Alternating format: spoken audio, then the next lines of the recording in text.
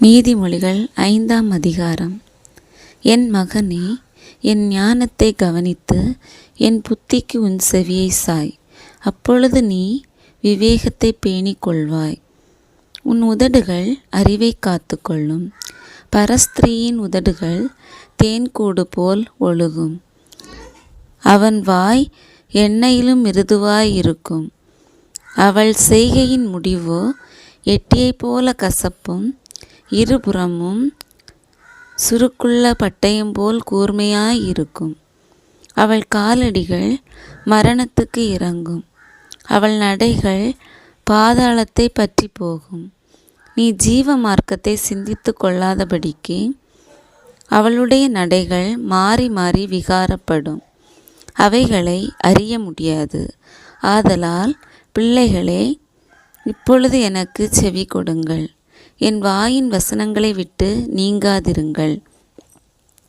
உன் வழியை அவளுக்கு தூரப்படுத்து. அவளுடைய வீட்டின் வாசலை கிட்டி சேராதே. சேர்ந்தால் உன் மேன்மையை அந்நியர்களுக்கும் உன் ஆயுசின் காலத்தை கொடூரருக்கும் கொடுத்து விடுவாய். அந்நியர் உன் செல்வத்தினால் திருப்தி அடைவார்கள். உன் பிரயாசத்தின் பலன் புறத்தியாருடைய வீட்டில் சேரும்.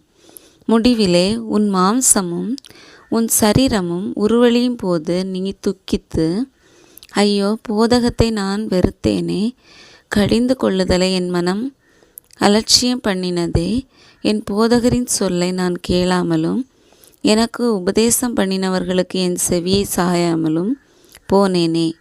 சபைக்குள்ளும் சங்கத்துக்குள்ளும் கொஞ்சம் குறைய எல்லா தீமைக்கும் உள்ளானேனே என்று முறையிடுவாய். உன் கிணற்றில் உள்ள தண்ணீரையும் உன் துறவில் ஊறுகிற ஜலத்தையும் பானம் பண்ணு. உன் ஊற்றுக்கள் வெளியிலும் உன் வாய்க்கால்கள் வீதிகளிலும் பாய்வதாக. அவைகள் அந்நியருக்கும் உரியவைகளாயிராமல் உனக்கே உரியவைகளாயிருப்பதாக. உன் ஊற்றுக்கண் ஆசீர்வதிக்கப்படுவதாக. உன் இள வயதின் மனைவியோடே மகிழ்ந்திரு. அவளே நேசிக்கப்படத்தக்க பெண்மானும் அழகான வரையாடும் போல் இருப்பாளாக. அவளுடைய ஸ்தனங்களே எப்பொழுதும் உன்னை திருப்தி செய்வதாக. அவளுடைய நேசத்தால் நீ எப்பொழுதும் மயங்கியிருப்பாயாக.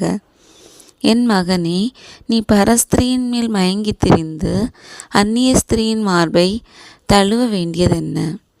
மனுஷனுடைய வழிகள் கர்த்தரின் கண்களுக்கு முன்பாக இருக்கிறது. அவனுடைய வழிகள் எல்லாவற்றையும் அவர் சீர்தூக்கி பார்க்கிறார். துன்மார்க்கனை அவனுடைய அக்கிரமங்களை பிடித்து கொள்ளும். தன் பாவ கயிறுகளால் கட்டப்படுவான். அவன் புத்தியை கேளாததினால் மடிந்து தன் மதிக்கேட்டின் மிகுதியினால் மயங்கி போவான்.